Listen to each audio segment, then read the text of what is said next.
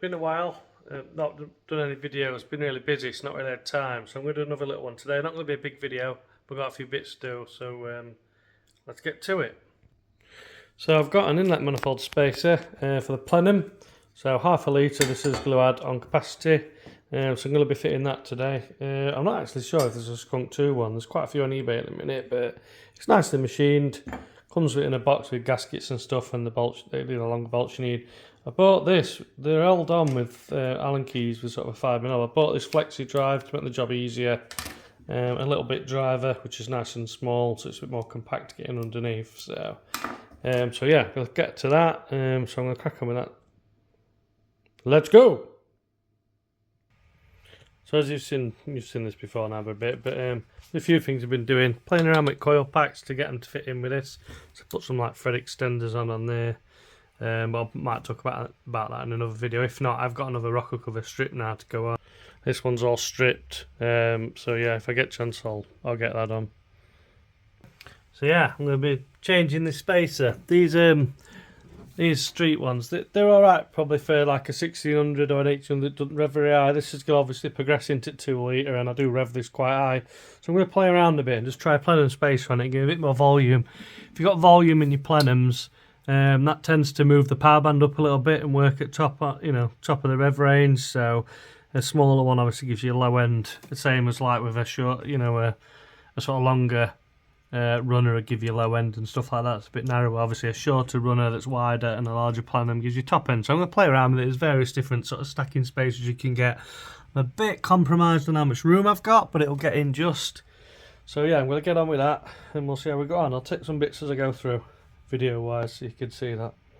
So already I had a problem. It was going so well. So after the 3rd bolt, I dropped this down the back of the engine bay. But luckily, thank you for the magnetic pickup tool, I managed to get it, so thank goodness. But yeah, it's going alright. Got all the top ones cracked off. It's working alright, and then I'll try that bendy tool in a bit, see how that works. But so far, so good. Now, I don't really like promoting or advocating eBay tools, because generally they can be quite poor quality. But once you've cracked off the quite awkward ones to get underneath, SKUNK2 kindly give you quite a decent room in the runner. So these flexible drives, although they're not very good for high torque, that will actually go down through there on each one of those and makes it extremely easy to get the bolts out with this. It took me, well, I'll show you in a minute, but it took me about 5 minutes to get this off, so I'm buzzing over that. So yeah, definitely worth doing. Crack it off with another tool, and then once they're loose you can get that in, undo that. It saves a lot of time and a lot of trouble. So yeah, fair play. Some of these eBay tools worth having, aren't they? So as you can see, that's in. I'm down on that bolt underneath, which you can just sort of see down the bottom. So I can just undo that now, look at this. Nice and steady. There we go. And then I'll have to put this down while I just go and collect that.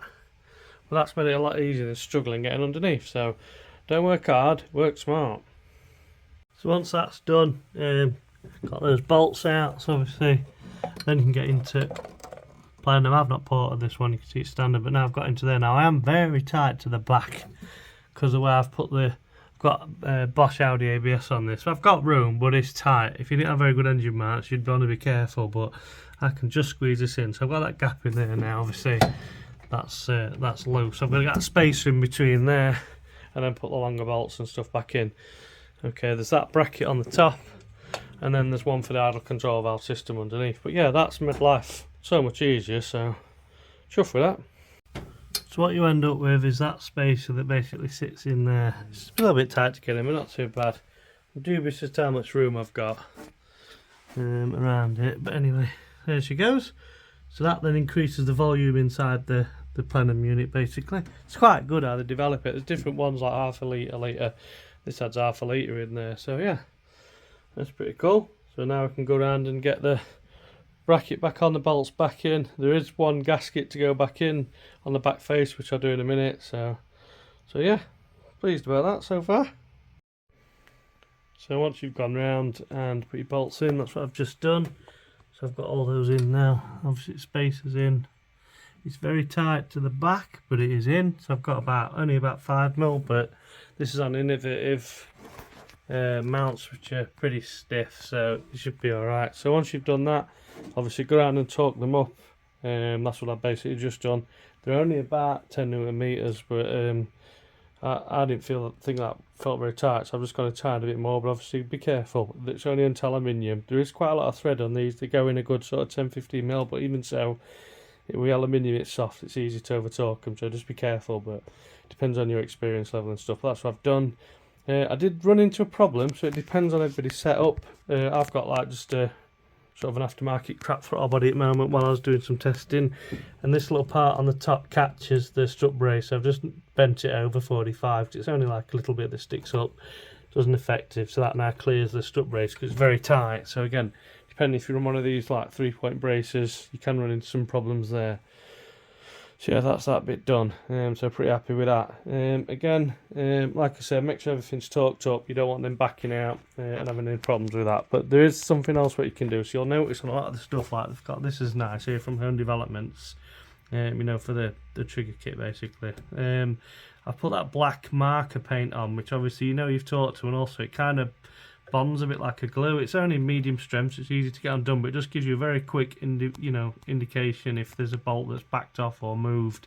So I tend to put that around a lot of fittings you see on throttle body bolts. So I'm going to go ahead now and do that. This was a particular problem, this sort of intake or whatever, where they come done. You get a lot of vibration with these, so that's something worth doing as well. So I'm going to go around now and seal that up. This is the one I use, it's called Security Check. So this is really handy, and like I say, it's quite a a strong sort of glue if you like when it's done, but not to the point where it causes any problems. So I'm going to go around now and put some of this on, just so I know all the bolts are torqued still, and I can quickly visually without having to get a spanner out every time and check everything.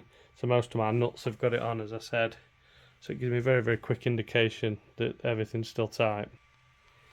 So what we do, go down to his bolts, as you can see there, I'll just put a little dab the corner on there. Neat as what you can get it, really. It's a bit difficult when it first comes out. A little bit top here. See it there. Obviously next bolts, it's a bit difficult to video, but next bolts around the side of there. Just come around to this angle probably. Like that. So you're going to come round and put a bit there, and that one. Same on this one, so same again, a bit on there like that. Slots the head to that, same onto this one. Like that, goes there. Same again here. And so on. Just work your way around. And that sort of seals and locks in. You have a very, very easy indicator, know what's going on. So that's going to be about it for this one. So only a short video. So I thought I'd get that on. I can try that next. It'd be interesting to go back out and check calibration, look at AFR and see what it's like. I'm hoping up top it's going to take a bit of fuel, what have you. And I wonder if it's going to sound any different as well. So I'll let you know. Can't wait to try it really and see. Got the same to Don Phil's car as well. So he's making power, right up past 9,000 RPM. So again, I think that's kind of where you probably want to switch maybe on some applications from the street version of this Inlet to the race one, which has got short runs and bigger in planning, but we're trying to maximise the area under the curve. We're not after every last horsepower, so I think that's why it's been fun to try these. These Inlets are really, really good now that SKUNK2 do, as close as you could probably get to ITB's really in terms of performance, particularly with a big throttle body on. They're very, very good in terms of flow and unrestricted if you like. The mid-range has been really good on this. With English, obviously try this plug-in spacer in now and see how the engine respond. It might like it, might not, but it's easy to take out if not. Some people recommend on the 2 litre B20s to go even bigger than that. So, but again, we'll see where we're at. I'm going to try it and go from there. So yeah, I hope that's been interesting, and catch you on the next one.